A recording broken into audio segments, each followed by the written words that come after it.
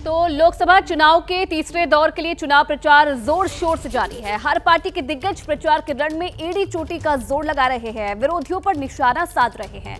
आज AIMIM chief Asaduddin Owaisi ने PM Modi और अपने तमाम विरोधियों पर जमकर निशाना साधा है। एबीपी न्यूज को दिए एक्सक्लूसिव इंटरव्यू में ओवैसी ने हर उस सवाल का जवाब दिया जो उनको लेकर उठ रहे हैं और हर उस मुद्दे पर दो टूक बोले जो इस सियासी जंग में हथियार बना हुआ है। पीएम मोदी झूठ बोलते हैं, ये कहना है असदुद्दीन ओवैसी का। पीएम की जुबान नफरत भरी है। क्या 17 करोड़ मुसलमान घुसपैठिए हैं? मुसलमानों से नफरत, मोदी की गारंटी।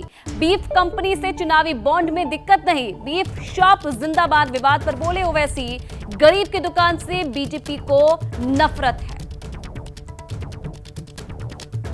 चुनाव प्रचार के दौरान हम एमआईएम प्रमुख हैदराबाद के मौजूदा सांसद असदुद्दीन ओवैसी से मुखातिब हैं। सर, हमने देखा पार्टी ने अपना सॉन्ग भी लॉन्च कर दिया, सोशल मीडिया पर काफ़ी एक्टिव हुई है, रील्स और मीम्स बन रहे हैं। क्या एमआईएम इस चुनाव में हम कहें तो एक नई स्ट्रैटेजी के तहत या चेंज्ड एमआईएम हम कह सकते हैं कि कॉन्टेस्ट करने जा रही है?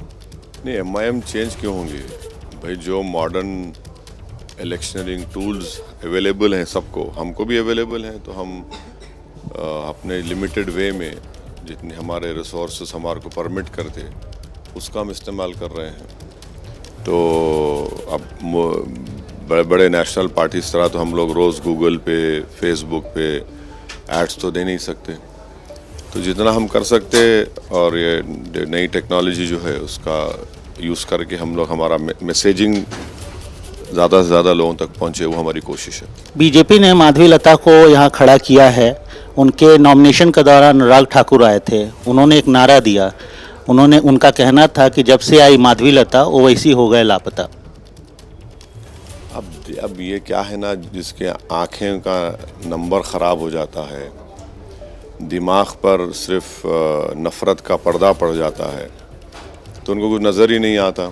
आवाम से मुलाकात होती है, उनके अच्छे बुरे में हम लोग जाते हैं, और तो ये हमारा वर्क कल्चर रहा है। तो अब इनको नज़र नहीं आता, तो अब क्या करेंगे? जिसकी गर्दन मोटी हो जाती है नीचे देख ही नहीं सकता ना, तो प्रॉब्लम है उनकी। बीजेपी एक और आरोप लगा रही है कि कांग्रेस और एमआईएम के बीच पर्दे के पीछे तेलंगाना में तो कम से कम दोस्ती हो गई है, हैदराबाद में दोस्ती हो गई। ये दोनों को एक दिन बिठाना चाहिए। हम सोच रहे कि इनको हैदराबाद में बिठाकर मोदी को और कांग्रेस के बड़े नेता आ जाए, ईरानी चाय पे उस्मानिया बिस्किट बिठाकर भाई तय कर लो कौन क्या बोलना चाह रहे हमको।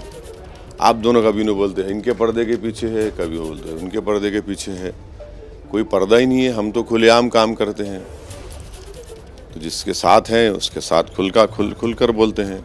तो ये लोगों को तय करना चाहिए, कभी ये ऐसा बोलते कभी वो ऐसा बोलते। सवाल तो आपके पैदल दौरे के दौरान जो बीफ जिंदाबाद का नारा है उस पर भी खूब उठ रहा है। देखिए, मैं जो चाह रहा था बीजेपी ट्रैप में आ गई। मैं ये बताना चाह रहा था कि इनकी हिपोक्रेसी। आप 10 करोड़ आपको अलाना बीफ कंपनी से मिला है, तो पैसा आपको बड़ा पसंद है, और एक गरीब जो दुकान चलाता है, जो 12, 13, 14 घंटे काम करते हैं लोग, और वापस घर को ले जाता होगा वो मुश्किल 800-1000 रुपये। वही एक कथिक जो हिंदू समाज के हैं वो अपनी दुकान चलाते हैं। तो बीजेपी को तकलीफ क्या है? इन गरीबों से तकलीफ है बीजेपी को और आरएसएस को।